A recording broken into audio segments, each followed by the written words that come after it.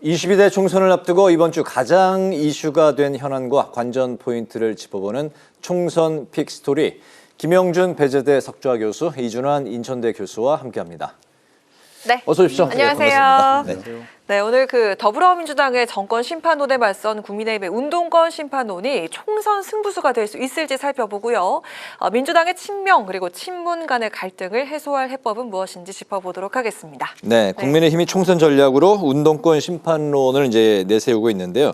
민주당의 정권 심판론, 김건희 여사 리스크에 이제 맞대응하는 그런 전략을 세웠습니다. 수도권 중심으로 민주당 이제 86 운동권 출신들이 공천 신청을 한 데 대해서 이제 맞대응을 이제 하고 있는 상황인데요. 사천 논란에는 한동훈 위원장이 감수하겠다 이렇게 이제 언급을 했고, 운동권 심판으로 특정 후보 띄우기를 이어가고 있는 한동훈 비대위원장이 운동권 심판론이 이번 총선의 시대 정신이다, 이런 또 언급도 했습니다.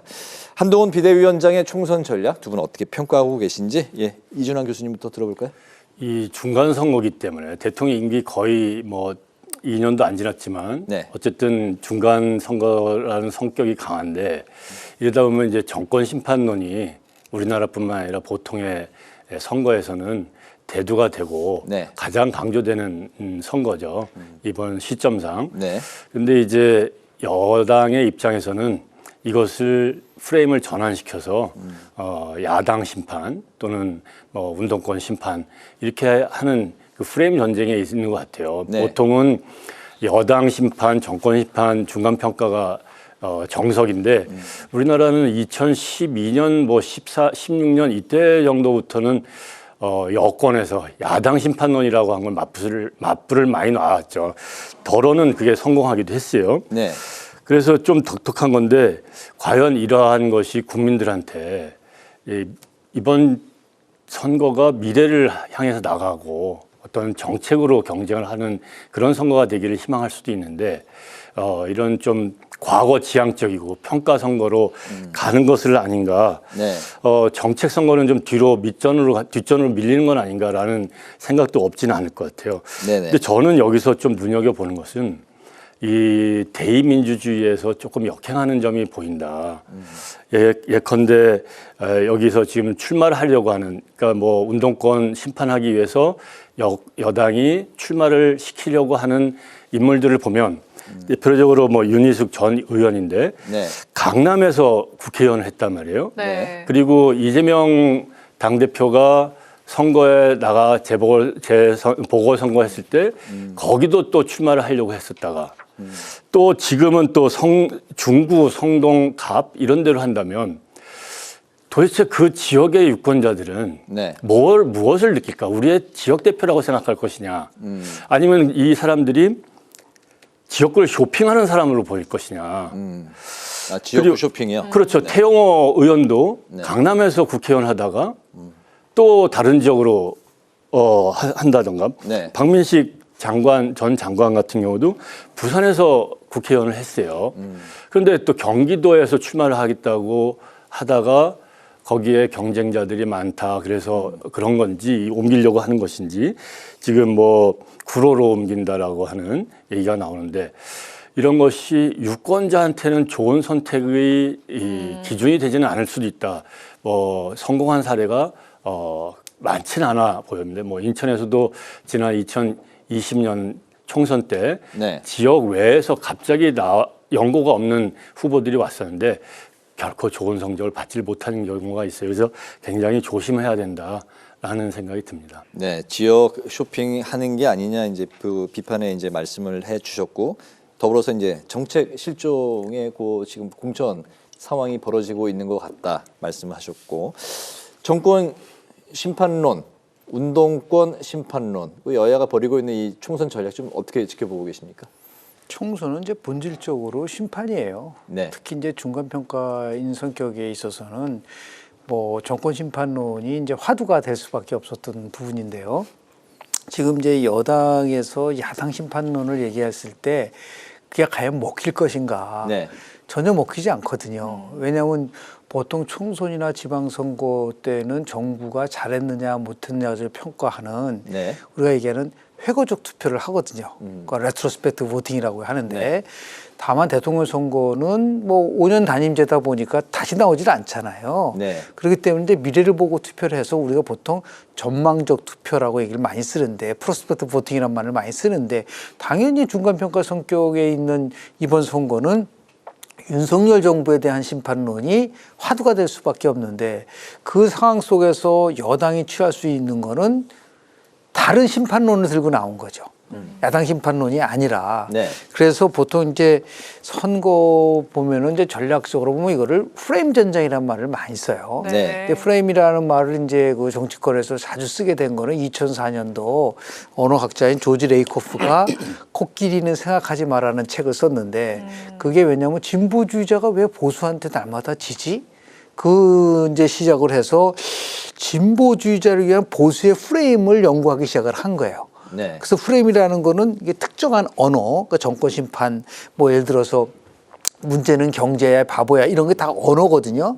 그 언어와 연결돼서 연상되는 사고의 체제인데 전략상으로 자신이 짠 틀 속으로 대중들을 모아가는 거죠.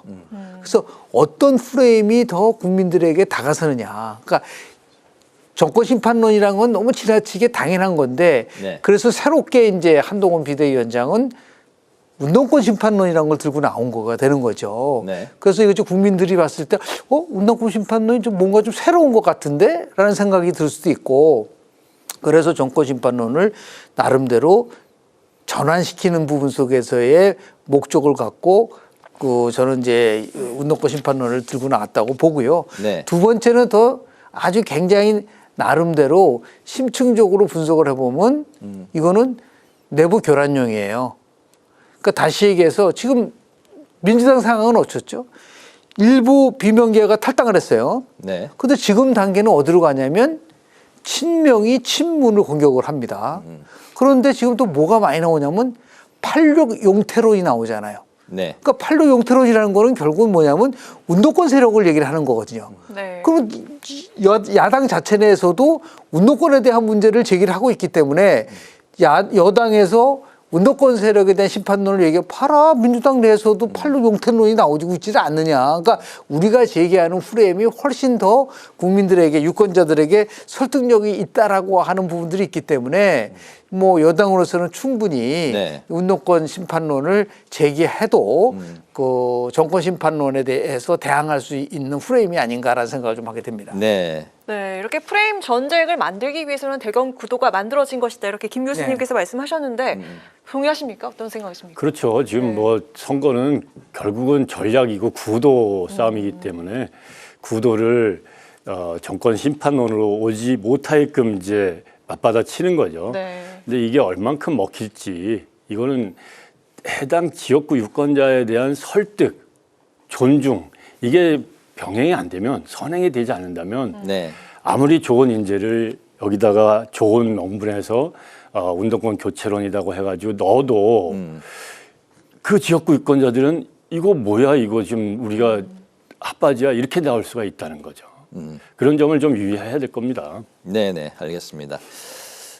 성동갑의 윤희숙, 임종석 이게 뭐 지금 확정은 아닙니다. 이제 이야기 이제 회자되고 있는 그런 이제 후보들이고 태용호, 윤건영, 구로을 이렇게 이제 언급이 되고 있는 상황에서 뭐 아까 이제 뭐 지역구 뭐 쇼핑하는 거냐 뭐 여기저기 좀 옮겨 다니면서 이제 계속 상황이 달라지고 있기 때문에 그런 가운데 또 이제 종로에 이제 출마하겠다 이렇게 이제 출사표를 던졌던 하태경 국민의힘 의원이 또 이제 행선지를 바꿔서 이번에는 서울 중구 성동 을에 출사표를 냈습니다.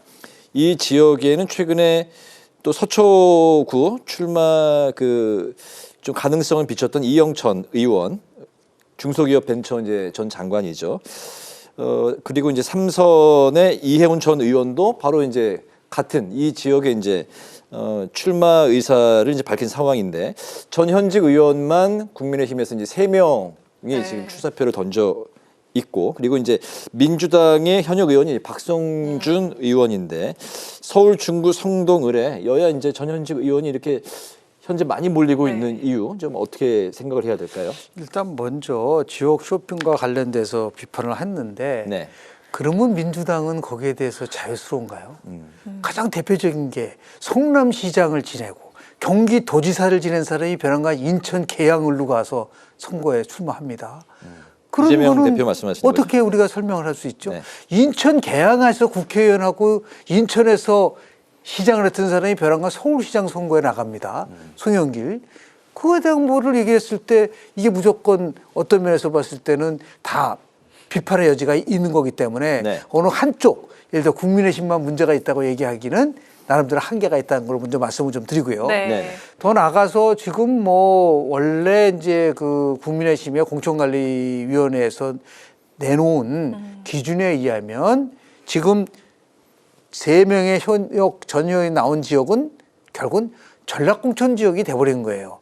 왜냐하면 지상욱 당협위원장이 네. 갖고 있다가 부출마 선언을 하는 경우 3번 연속 진 경우 이런 경우는 이제 공관위에서 전략공천 지역으로 할 수 있다라고 얘기를 하고 있기 때문에 네. 결국은 이 세 사람이 경선을 치를지 네. 아니면은 그냥 공관위 차원에서 가장 경쟁력이 있다고 생각하는 사람을 예를 들어 임명을 할지는 이제 두고 봐야 되겠지만은 현역 의원이 지금 이제 그 박성준 의원이기 때문에 네. 나름대로 경선에서의 열기를 가져가는 것이 선거 전략상 좋을 수가 있어요. 네. 그리고 또 우리 선거법상으로는 경선에 참여하면은 무소속으로 나갈 수가 없거든요.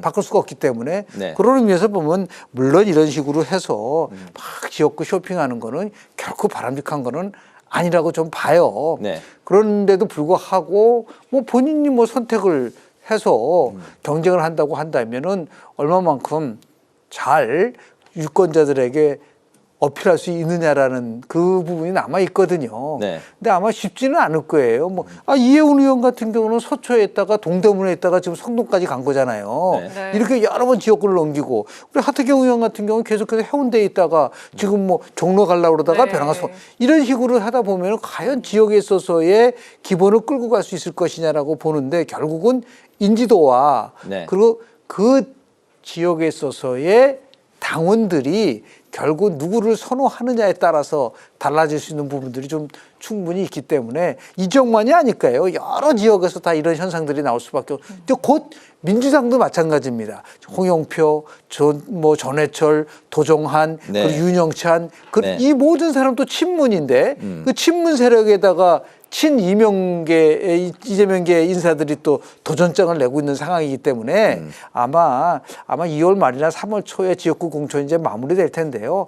아마 설 후로 치열한 지역구 공천이 전개될 수밖에 없지 않을까라는 네. 생각을 좀 합니다. 저희가 이제 월요일 코너에서 이제 3주 동안 한강벨트 네. 이 지역에 대해서 집중적으로 좀 이제 다뤄봤었는데 그 중에서도 성동 을에 국민의힘에서만 전현직 의원 3명이 지금 네. 몰리고 있는 현상. 네.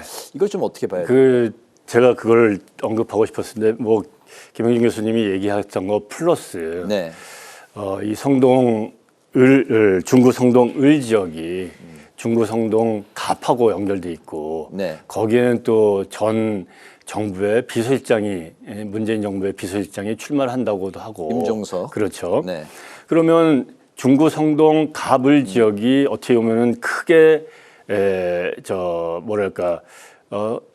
주목을 끌 수 있는 환경이 되는 거죠. 그리고 이 여당에서 을 지역에 이 현역 현직 국회의원들이 3명씩이나 달라붙으면은 또 거기도 주목도가 커지는 거고. 그리고 지금 한강벨트로 해서 이 중구 성동뿐만 아니라 마포로 이어지는 그런 지역에서 비슷한 일들이 벌어질 거라고 예상을 해요. 거기도 마찬가지로 다른 지역에서 전략 공천이 올 거고. 네. 거기에 또 그 김경률 씨도 또 마포에 또 출마를 시키고. 그래서 이 강남 3구에서의 국민의힘의 압승을 뿐만 아니라 네. 강북으로 한강벨트를 통해서 확산시키려고 하는 전체적인 서울 선거 지역세의 외연 확장 그렇죠. 차원이라는 말씀이죠. 그렇죠. 이런 것들도 아마 중요하게 보는 포인트로 보이고요. 또 특히 이 지역구가 박성준 대변인이 뭐 지금 현재 이재명 대표하고 또 가까운 거리에 있는 사람으로 되니 네. 또 전략적으로 이제 대항마를 삼는 거 아닌가.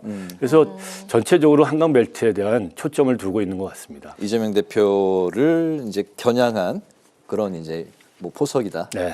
알겠습니다. 근데 이번 수도권 싸움에서 우리가 유의 있게 봐야 될 부분은요. 2018년도 지방선거 때 압승을 했습니다. 민주당이. 네. 전체 수도권이 66개의 기초단체장이 있어요. 서울은 25개죠. 네. 그런데 62곳에서 당시에 민주당이 승리했습니다. 네. 서울 25개 중에서 딱 하나, 서초구 하나만 되고 나머지는 아하. 전부 다 민주당이 됐어요. 네. 그런데 지방선거와 총선과는 연관성이 있어요. 왜냐하면 그렇게 압승을 하다 보니까 지역 조직을 결국은 지방선거에서 승리했었던 세력이 굉장히 유리한 고지가 있는 거죠. 네. 그러면 다시 우리가 필름을 거꾸로 돌리면 2022년도 6월이죠. 네. 거기서 지방선거는 완전히 반대 현상이 나타났어요. 수도권 전체 66개 중에서 46곳을 국민의힘이 가져간 거예요. 네. 그러니까 엄청난 변화죠. 뭐 서울 25개인데 그때 하나밖에 못 이겼다.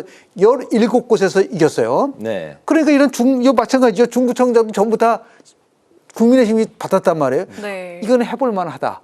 예를 들어서 조직에서 우리가 얼마든지 따라갈 수가 있고 네. 더 나아가서 지난 대통령 선거 때에 윤석열 대통령 후보가 승리한 지역이 어딘가를 이제 찾아보기 시작을 하면서 여기 가서 한번 경쟁을 할 수 있다라는 쪽에다 보니까 현역 의원이든 전직 의원이든 거기 가서 이제 후보로 네. 가는 부분들이 많기 때문에 그래서 아마 이것도 아마 굉장히 중요한 관심 포인트인 거예요. 지방선거에 있어서의 나름 조직성이 네. 결국은 이번 수도권 선거에서 얼마나 그 영향을 미칠 것인가라는 부분들을 한 번 더 우리가 좀 지켜볼 필요가 있지 않을까라는 생각을 좀 하게 됩니다. 네. 자, 다음으로 이야기 나눠볼 주제는요, 친박의 기환입니다. 네, 그 박근혜 정부 실세로 꼽혔던 이 최경환 전 경제부총리가 고향이자 또 4선을 한 경북 경산의 무소속으로 출마를 하고요. 또 박 전 대통령의 측근 유영하 변호사와 조원진 우리공화당 대표, 김재원 전 국민의힘 최고위원이 출사표를 던졌는데 다 대구 경북 지역입니다. 자, 그리고 이정현 전 청와대 정무수석도 채비에 나섰는데 원래 그 3선을 했던 지역구 전남 순천 곡성에 또 다시 출사표를 던지고 있는 상황인데 흩어진 친박계가 재결집하고 명예 회복을 좀 할 수 있을지 좀 전망을 해보도록 하겠습니다. 어떻게 보십니까? 글쎄요. 네. 박근혜 전 대통령이 전 정치적 의미의 친박이 없다고 선언했는데 그렇죠. 이분들이 나와서 어떠한 브랜드로 선거를 할지도 지금 좀 옹색해 보이고 네. 또 이 몇 분이 뭐 지금 뭐 한 손가락 정도 되는 또는 그 정도 이상 되는 분들이 출마를 해서 당선이 되면 그나마 뭐 명예라고 할 만한 것을 회복했다. 아니면 본인들의 뭐 그간 옥고를 치른 분도 있고 정치적인 소문을 당한 분들도 있고 그러니까 선거에서 이기면 그럴 가능성도 생기겠지만 네. 저는 일단은 박근혜 대통령이 그 친박이니 뭐니 뭐 연관 짓지 말라고 했기 때문에 참 이런 것은 명예회복이라고 하는 것을 시도하기가 좀 어려울 것 같고요. 네. 또 두 번째로는 현실적으로 선거에서 이기겠느냐. 이겨야지 무슨 명예가 회복되고 네. 저기가 되지 않겠습니까? 그런데 안타깝게도 뭐 지난 몇 년 동안 정치에서 일선에서 물러나 있었던 사람들이고 하고 또 다시 현역에는 막강한 현역 의원들이 있기 때문에 그렇죠. 그런 것들을 이겨내야지만 될 것이다.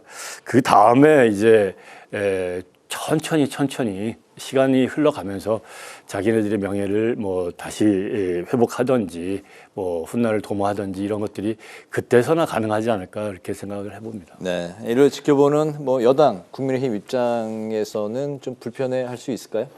글쎄요, 뭐 그렇게 크게 불편해 하겠어요. 이 지역이 TK 지역인데 예를 들어서 뭐 우리 이정현 전 대표 같은 경우는 전남이기 때문에 네. 그는 오히려 가서 싸워주는 것이 굉장히 좋고 그렇겠네요. 예. 그런 부분이고 나머지 분들은 전부 다 TK이지 않습니까? 그리고 네. 현재의 국민의힘에 현역 의원이 있는 상황이기 때문에 아마도 나름대로 본인이 이제 공천 신청을 해가지고서 공천을 받는 건 쉽지 않다면 이렇게 최경환 의원처럼 이제 무소속으로 나가겠죠. 네. 근데 무소속으로 나가서 당선되면은 당연히 국민의힘으로 들어올 가능성이 굉장히 높기 때문에 네. 국민의힘의 입장에서 봤을 때는 별로 이렇게 크게 부담은 없는데 다만 관심 있는 부분은 유영아 변호사. 저 변호사에 대한 부분인데요. 네. 여기는 유일한 친박이죠. 그건 대통령 박근혜 대통령이 인정한 유일한 친박이기 때문에 여 부분이 이제 지금 그동안 박근혜 대통령과 어떠한 협력 관계를 구축할 거냐라고 하는 그게 굉장히 논란이 있었는데 지금까지는 대통령이 대구 내려가서 박근혜 전 대통령과 만나고 아마 박근혜 대통령의 생일이 2월 2일인데요. 네. 아마 또 대통령이 뭐 나름대로 그 생일에 관련된 그러면 이 유영아 의원을 줘야 되는 거 아니냐 변호사를 대구가 전부 다 13곳인데 네. 그런데 지금 여기는 또 홍석준 의원이 있단 말이에요. 네. 그럼 이제 당연히 경선을 할 수밖에 없는데 만약에 이 지역에서 현역 의원이 콜오프 당하지 않는다. 콜오프 당한다면요 물론 이제 전략공천이기 때문에 주는데 그렇지 않을 경우에 네. 과연 경선에서 이길 수가 있을까? 그건 모르는 거죠. 네. 그러면 또 이제 만약에 공천 신청을 했는데 안 주면은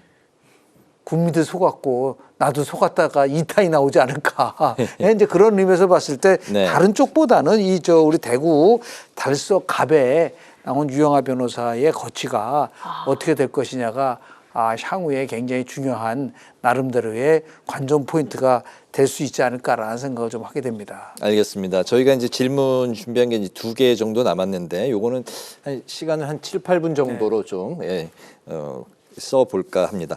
민주당이 이제 공천 과정에서 친명과 친문의 갈등이 이제 고조되고 있는 상황인데 친명계 의원과 또 원외 인사들이 친문 지역에 이제 의원의 지역구에 출사표를 던지면서 자객 출마 논란이 이제 일고 있고 또 문재인 정부 정권이 바뀐 데는 문재인 정부의 책임이 있다. 이 책임론까지 제기가 되고 있습니다. 그리고 이제 그 민주당 당 내에서도 임종석 전 이제 비서실장 출마를 두고도 비판의 목소리가 이제 나오고 있고 불출마를 또 권유하는 소리도 동시에 나오고 있습니다.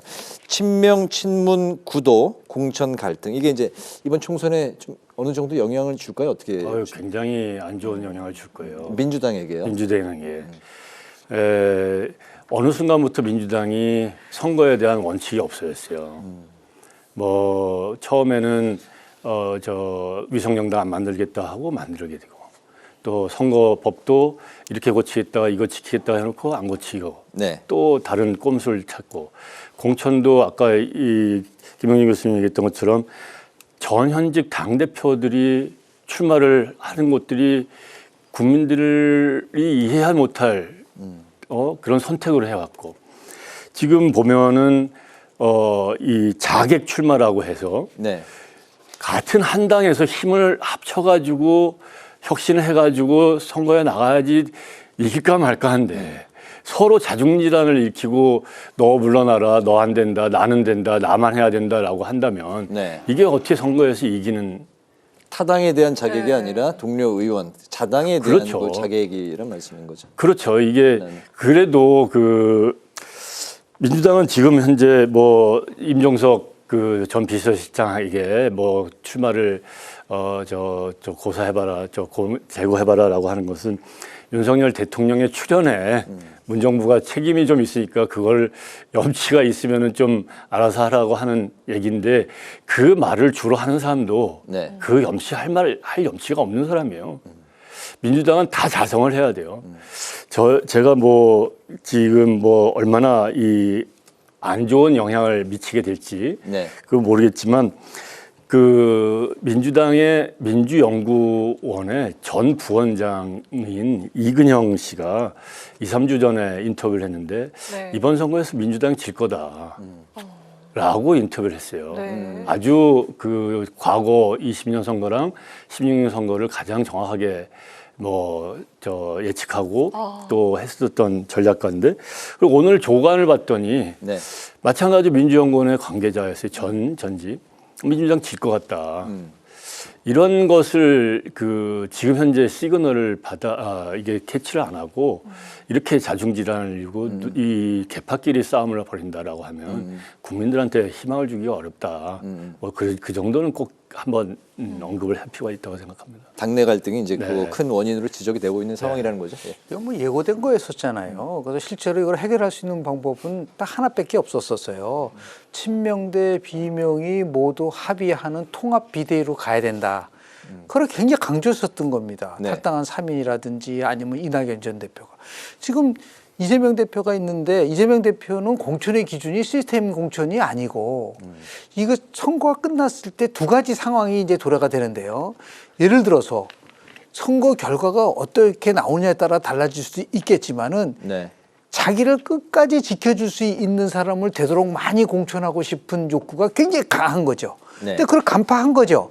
그러다 보니까 최소한도 지난 2020년 선거에서 문재인 대통령이 대통령 시절이었을 때 친문이라고 하는 인사들이 상당히 많이 당선됐단 말이에요. 네. 친문들은 근데 어떤 생각을 하고 있냐면 선거만 끝나면 올해 8월에 전당대회가 나오면 친문이 부활할 수 있다. 그러니까 현재 이재명 대표의 워낙 사법 리스크를 포함해서 만약에 이재명 대표가 진다면은 네. 이재명 지도체는 더 이상 존재하지 않는다. 그럼 어떤 사람이 지도체를 맡을 수밖에 없냐? 친문이 맡을 수밖에 없다. 이거는 이재명 대표 입장에서 봤을 때는 굉장히 부담스러운 부분이기 때문에 아예 그런 것까지 염두에 둔다고 한다면 네. 욕을 먹더라도 철저하게 찐명이라고 그러잖아요. 찐명 중심의 공천을 할 수밖에 없는 건데 이게 결국은 지난 2016년도 총선이라든지 아니면 다른 데 총선에서도 보면은 결국은 부메랑이 돼서 돌아올 가능성도 크고 중요한 거는 이게 지금 많은 부분 속에서 얘기를 하고 있지 않지만 결정적으로 지금 친명 대 친문 갈등에 있어서의 중요한 요소는 뭐냐면 문재인 대통령입니다. 만약에 이런 식으로 해서 친문을 치기 시작하면 친문 학살을 하기 시작하면 분명하게 문재인 대통령이 선을 긋을 거다. 그런 식으로 하지 말아라고. 그러면 결국은 자연스럽게 이낙연 신당 쪽으로 개혁 미래당 쪽으로 친문 세력이 갈 수밖에 없게끔 만들어지면 그거는 민주당으로서는 최악이다. 그러니까 지금도 이러한 예고된 재앙을 피하려고 한다면 내려놔야 된다. 이재명 대표가. 저쪽도 좀 미래로 가고 있지 않습니까? 그렇지 않은 상태에서 가져가면은 저는 보이지 않는 큰 공천 갈등이 지금 민주당에서 크게 터질 가능성이 저는 크다. 그렇게 좀 봅니다. 네. 네, 시간이 얼마 남지 않았는데 짧게 들어보도록 하겠습니다. 우리 정치권에 숙제가 하나 남아 있습니다. 우리 무중인 상태인데 총선이 코앞으로 다가왔는데 아직까지 그 선거제 개편안이 확정이 되지 않았습니다. 민주당은 준연동형 비례제를 유지할지 병립형으로 돌아갈지 고심하고 있고요. 또 전당원 투표는 책임을 떠넘기는 방식이라면서 꺼리는 분위기고 국민의힘은 병립형을 고수하고 있는 상황인데 그 한동훈 위원장이 이재명 대표 때문에 이렇게 선거제 개편안이 확정이 된 거 아니다. 확정이 되지 않았다라고 이야기를 했습니다. 지금 이 상황 어떻게 좀 보실까요? 현행의 준연동형 비례대표제를 채택을 하면요.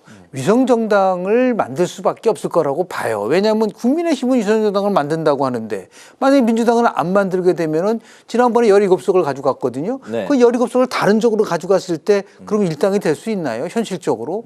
결국은 최악의 상황이 되다 보니까 위성정당을 만들든지 네. 아니면 2016년도 총선 때와 마찬가지로 그냥 병립형으로 돌아가는데 거기에 조금 이제 바로 들어가려게 뭐 하니까 네. 뭐 예를 들어서 뭐 비례대표. 권역별 병립형을 얘기하는데 그 일본 제도예요. 일본이요? 일본형입니다. 그러니까 결국 뭐냐면 본인이 비례대표의 공천권을 장악할 수 있느냐 없느냐가 핵심인 거예요. 뭐 연동형이냐 뭐 병립의 그게 아니고. 근데 본인이 판단했을 때 꼭 필요하다고 생각하면은 결국은 권역별 병립형으로 가든 그냥 순수 병립형으로 가든 그런 쪽으로 가지 제가 볼 때는 준연동으로 가기가 굉장히 어려울 거다라고 저는 예측을 하는데 문제는 뭐냐면 참 뭐 나쁜 대통령 얘기를 많이 하는데 참 나쁜 그 부분인 거예요. 70일도 저기 안 나오는데 룰을 저런 식으로 방치한다는 게 그러면서 뭐 민주주의 얘기하고 개혁 얘기하고 혁신 얘기할 수 있습니까? 빨리 이번 주 내로 용단을 저는 내려야 될 거라고 봅니다. 민주당이 네. 어떤 선택을 할까요? 저도 그 권역별이라고 하는 걸 매개로 해서 병립형으로 그래서 양당이 그렇게 합의를 할 가능성이 좀 있어 보여요. 네. 그것이 아마 민주당이건 또 국민의힘이건 조금이나마 더 이득 본다고 서로 계산이 될 거라고 봅니다. 알겠습니다. 뭐 여야 양측이 이제 공이 이기는 선거를 하겠다 이게 공언을 한 상황에서 어떤 선거제를 선택할지 이제 기로에 놓였습니다. 이제 특히 이제 민주당이 그런 상황인데 지켜봐야 될 것 같고요. 이름에 이제 이번 주 안에 결정이 날 거다. 뭐 이런 관측도 나오고 있습니다. 2024 총선 픽스토리 이제 마무리를 할 시간이 됐는데요. 지금까지 김영준 배재대 석좌 교수, 이준환 인천대 정치외교학과 교수와 함께했습니다. 두 분 말씀 잘 들었습니다. 네, 감사합니다. 고맙습니다. 감사합니다.